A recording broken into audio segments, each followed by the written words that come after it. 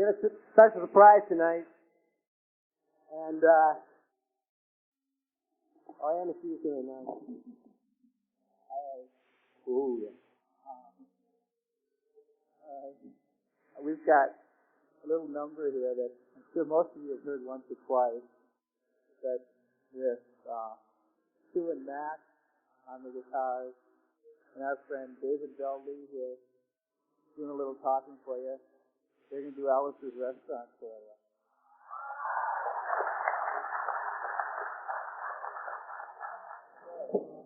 This is going to be long, and we're going to make a lot of mistakes, so just bear with us. Laugh at every mistake. Laugh in all the right parts.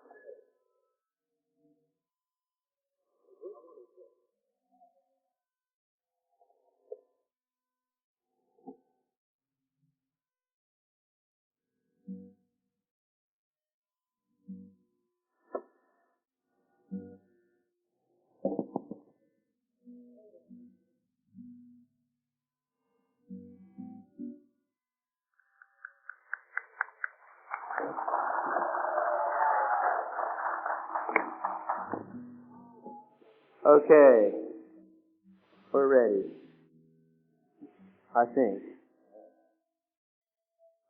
Okay.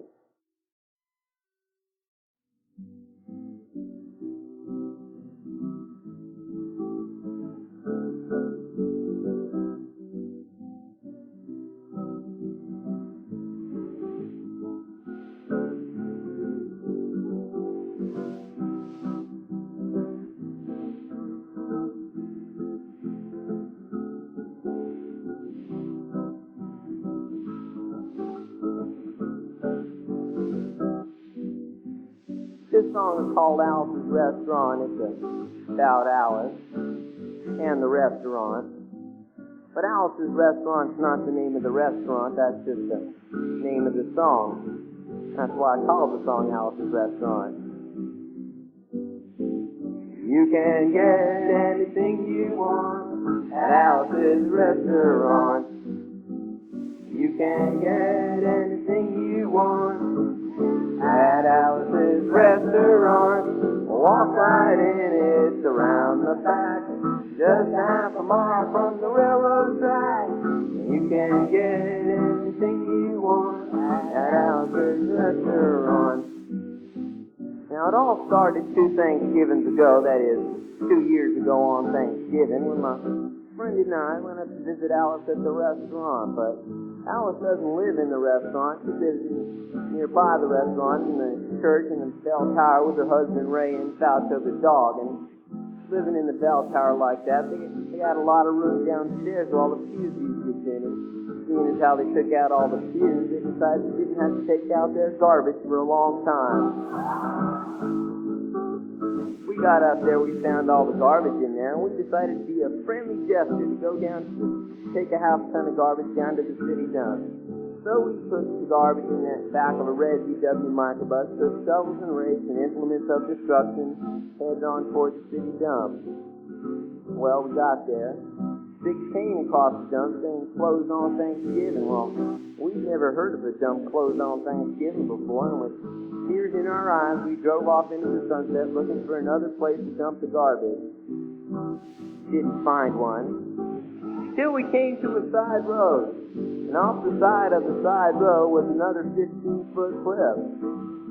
The bottom of the cliff was another pile of garbage. Well, we decided that one big pile is better than 2 little piles, and rather than bring that one up, we decided to throw ours down. We went back to the church and had a Thanksgiving dinner that couldn't be beat, and didn't get up until the next morning when we got a phone call from Officer Opie. That said, found your name on an envelope at the bottom of a half ton of garbage. And we just wanted to know if you had any information about it. I said, yes, sir, Officer Opie. I cannot tell a lie. I put that envelope under that garbage. After speaking over it for about 45 minutes on telephone, we finally arrived at the truth of the matter and said that we had to go down and pick up the garbage and also had to go down and speak to him at the police officer station. So we got in a red VW microbus, shovels and rakes and implements of construction, and headed on towards the city dump. Now, friends, there was only one or two things that Opie could have done to us at the police officer station. And the first was he could have given us a medal for being so brave and honest on the telephone, which wasn't very likely and we didn't expect it. And the other thing was he could have bawled us out and told us never to be seen driving garbage around the Virginia again. Which is what we expected, but when we got to the police officer station, there was a third possibility we hadn't even counted upon. And we both immediately arrested. Handcuffs. And I said, Opie, I don't think I can pick up the garbage with these handcuffs on. He said, shut up, kid, get in the back of the patrol car, and that's what we did. We wrote the quote, the crime, unquote. And let me tell you about the town of Stockbridge, Massachusetts, where this happened here. They got 3 stop signs, 2 police officers, and 1 police car. But when we got to the scene of the crime, there was 5 police officers and 3 police cars doing the biggest crime of the last 50 years, and everybody wanted to get in a newspaper story about it. And they was using up all kinds of cop equipment they had lying around the police officer station. They were taking plastic tire tracks, footprints, dog smelling prints, and they took 27 8x10 colored glossy pictures with circles and arrows and a paragraph on the back of each one explaining what each one was to use as evidence against us. We took pictures of the approach to get away, the northwest corner, the southwest corner, and that's not to mention the aerial photography. After the ordeal, we went back to the jail. Opie said he was going to put us in the cell. He said, kid, I'm going to put you in the cell. I want your wallet and your belt. I said, Opie, I can understand you want my wallet so I don't have any money to spend while I'm inside the cell, but what do you want my belt for? He said, kid, we don't want any hangers. I looked at him, I said, Opie, you think I was going to hang myself for littering? Well, Opie said he was making sure, and friends he was, because he took out the toilet seat so I couldn't hit myself over the head and drown.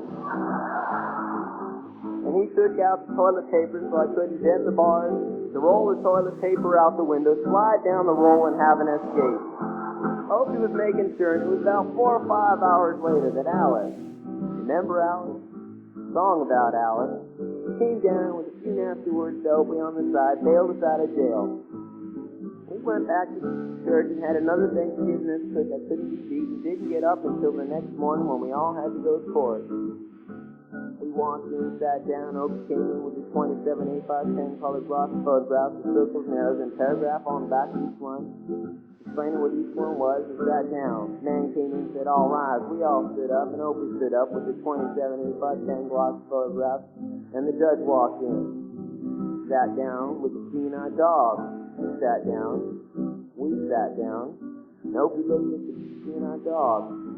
And then he looked at the 27 8x10 colored glossy photographs with circles and arrows and a paragraph on the back of each one, explaining what each one was and used as evidence against us. And then he looked at the keen-eyed dog.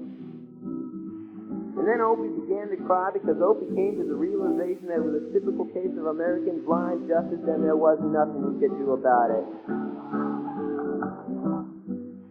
And the judge wasn't going to look at the 27 8x10 colored glossy pictures with circles and arrows and a paragraph on the back of each one explaining what each one was to use as evidence against us.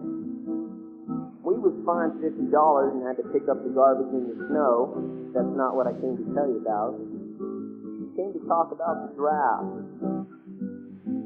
We got a building down in New York, it's called Whitehall Street, where you walk in, you get injected, inspected, detected, inspected, neglected, and delected. I went down to get my physical examination one day, and I walked in, sat down, got good and drunk the night before, so I looked and felt my best when I went in that morning. Because I wanted to look like the All-American kids from New York. And I wanted to feel like I wanted to be the All-American kid from New York. I walked in, sat down, I was hung down, brung down, hung up, and all kinds of mean, nasty, ugly things.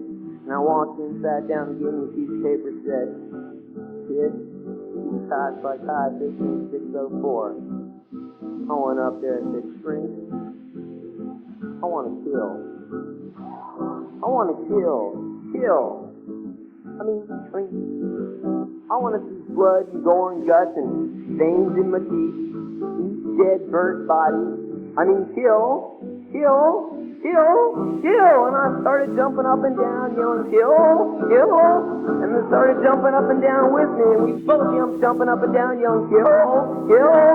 And the sergeant came over to me, pinned a medal on me, said, sent me down the hall, said, you're our boy. I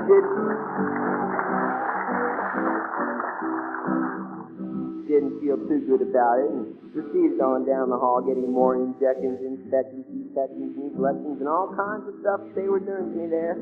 And I was there for 2 hours, 3 hours, 4 hours. I was there for a long time, going through all kinds of mean, nasty, ugly things, and I was just having a tough time there. And they was inspecting, injecting every single part of me, and there wasn't even no part untouched.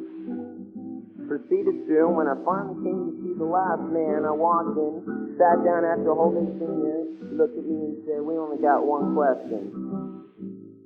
Have you ever been arrested? And I proceeded to tell him the story of Alice's Restaurant Massacre with 5-part harmony and full orchestra. He stopped me right there and said, kid, do you ever go to court? And I proceeded to tell him the story of the 27 8x10 colored glossy pictures with circles and arrows with a paragraph on the back of each one. He stopped me right there and said, kid, I want you to go over and sit down on that bench and say, GW. Now, kid! I walked over to the bench there. It's GW, where the put you. You may not be moral enough to join the army after getting a special time.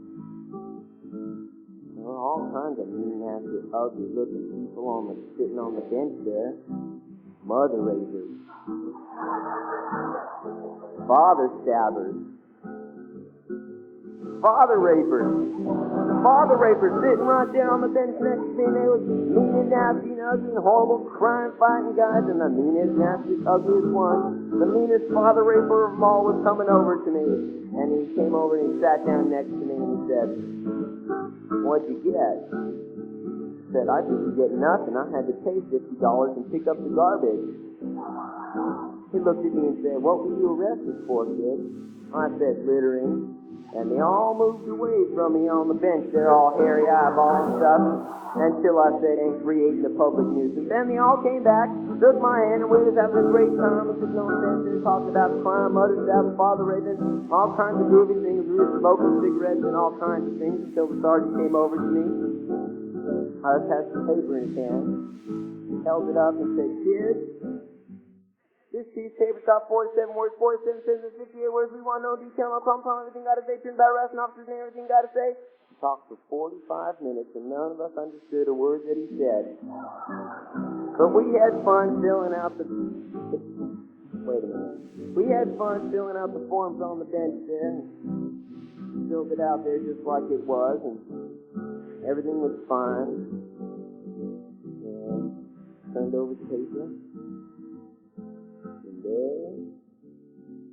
There on the other side, in the middle of the other side, away from everything else on the other side, in parentheses, capital letters, quotated, read the following words. Kid, did you rehabilitated yourself? I walked over to the sergeant and said, Sergeant, you got a lot of damn gall to ask me if I've rehabilitated myself. I'm just sitting here on the bench. I'm sitting here on the Group W bench because you want to know if I'm moral enough to join the army, burn women, kids, houses, and villages after being a litter bug. He looked at me and said, kid, we don't like this time, and we're going to send your fingerprints off to Washington. And friends, somewhere in Washington, signed in some little folder is a study in black and white of my fingerprints. And the only reason I'm singing you this song is because you may be in a similar situation. Or you may know somebody in a similar situation. And if you're in a situation like that, there's only one thing you can do. Walk into the strength wherever you are and say, strength, you can get anything you want at Alice's Restaurant. Walk out. You know, if one person, just one person does it, you think he's really sick and they won't take him. And if two people do it, in harmony. They think they're both faggots and they won't take either of them. And if 3 people do it, 3, can you imagine 3 people a day walking in, singing a bar, Alice's Restaurant, and walking out? And could you imagine 50 people a day, I said 50 people a day walking in, singing a bar, Alice's Restaurant? They may think it's a movement, and that's what it is. The Alice's entire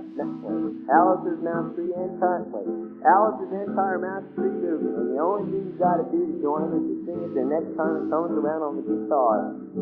It's feeling. So we'll wait for it to come around on the guitar and sing it when it does.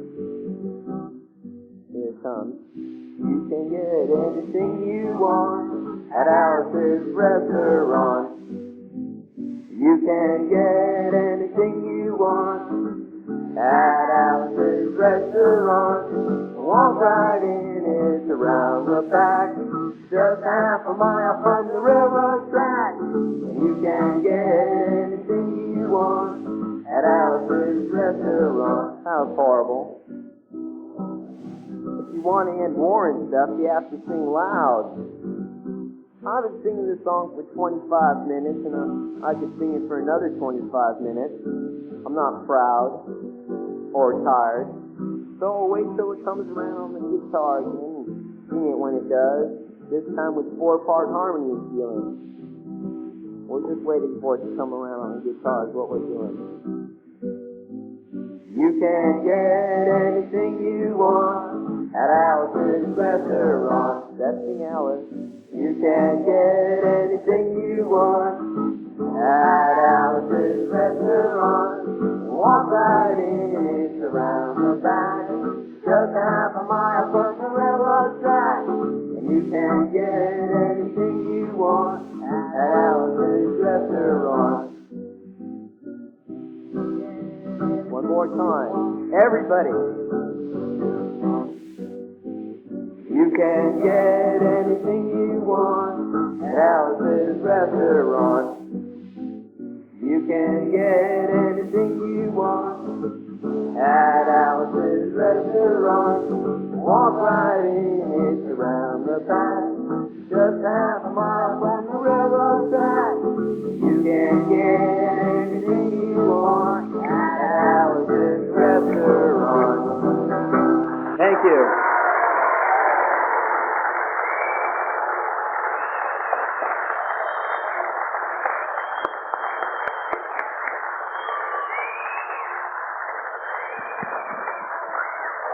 Is this on? Yeah.